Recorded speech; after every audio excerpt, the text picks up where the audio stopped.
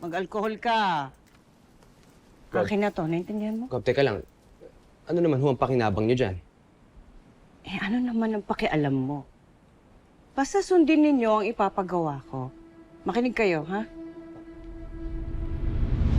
Kailangan makakuha kayo ng specimen ni Eduardo at ni Rambo para pang DNA.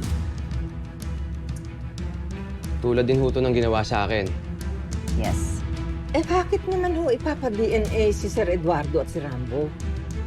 Anong karapatan mo bang tanungin kung anong gusto kong ipagawa sa inyo? Ha? Sorry po. Sorry po.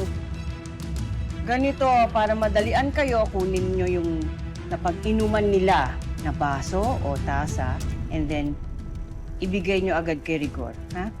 Rigor, ikaw nang bahala mag-explain sa kanila ng next step and make sure that they understand what to do. Ano ba na? No, Guada, this is mine.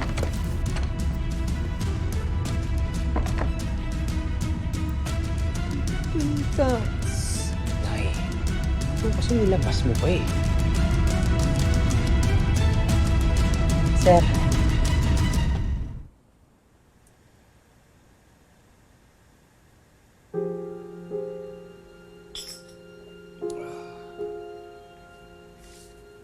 Sir, pwede ko na po ba itong ligpitin?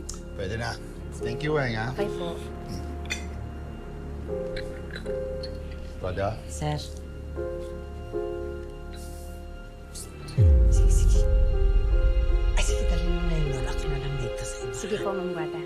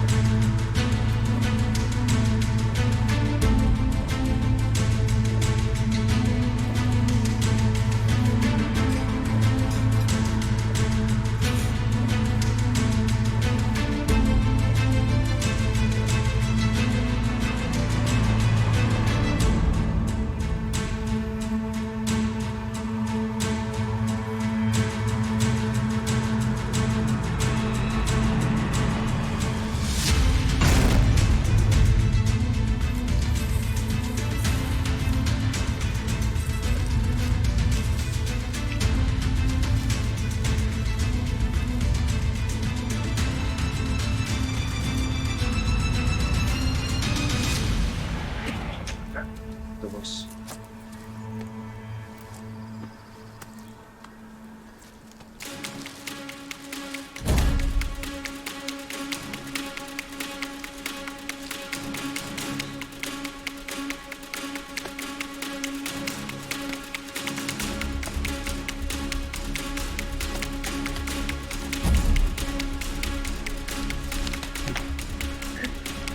Kamran. Boss.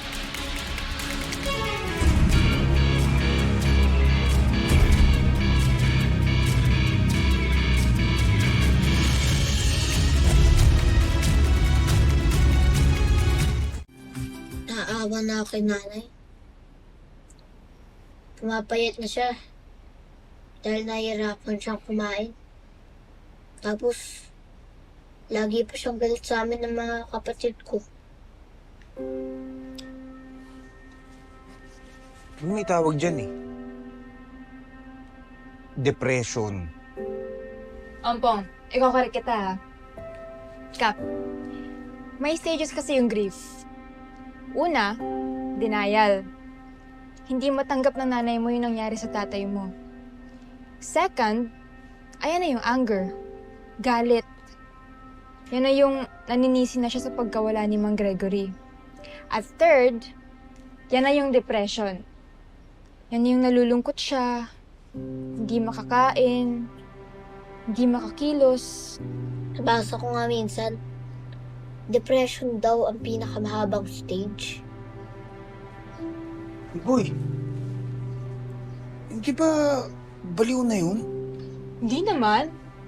Pero kasi pag hindi naagapan at pinabayaan lang, pwede mangyari yun. At worst, ayan na yung sasaktan mo yung sarili mo. Hindi naman sana mangyari yung kay nanay. Excuse me, sagutin ko lang to.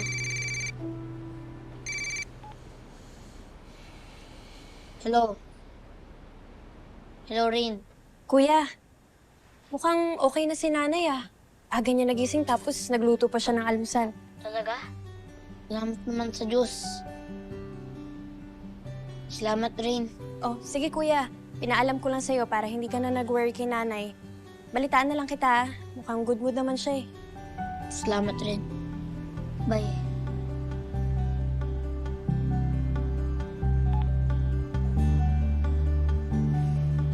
Okay na daw si nanay.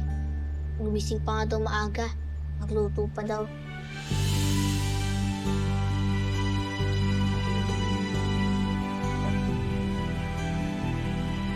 Ano ba yung niluto? Mga anak, kain na kayo. Oh. Kain yung baso mo. Nay, 3 lang po tayo ah. Si Kuya Rambo po nasa barangay na. Ay, naku anak, para sa tatay niyo to. Ay, tatay niyo nga pala. Gregory! Mahal! Halika na, bilisan mo. Kain na tayo. Baka malate ka niyan sa trabaho. Okay mo yung basa mo, anak. Ano pa inaantay niyo? Kumain na kayo. Malate kayo niyan.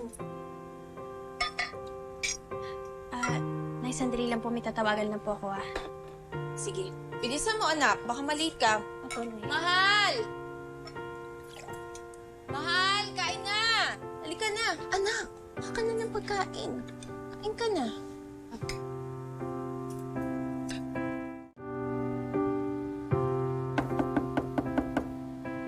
Tuloy!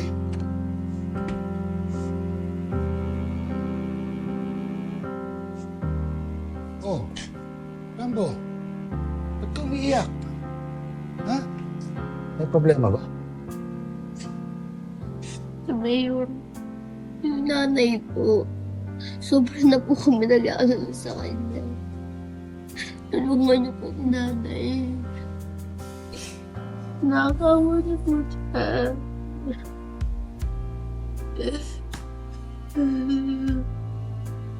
Tahan na.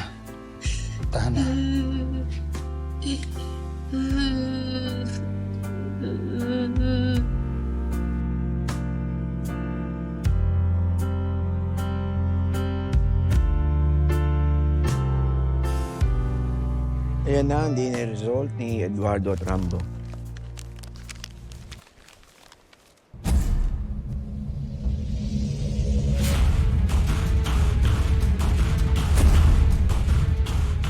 Si Rambo nga. Si Rambo nga ang nawawalang apo ni Eduardo.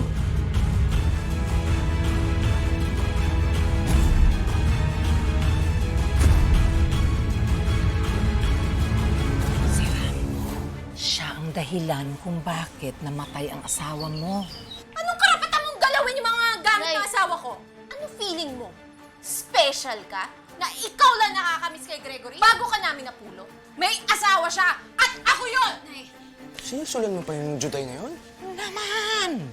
Para lalo silang magkasira-sira at tuluyan na silang mapalaya sa bahay na ito. Dapat na siyang ilipat sa ibang lugar, kagaya ng mental hospital. Ano? Kung talagang nagagalit ka kay Rambo, edi ilabas mo. Pag-isipan mo, meron ka pang natitirang hiya kay Lolo.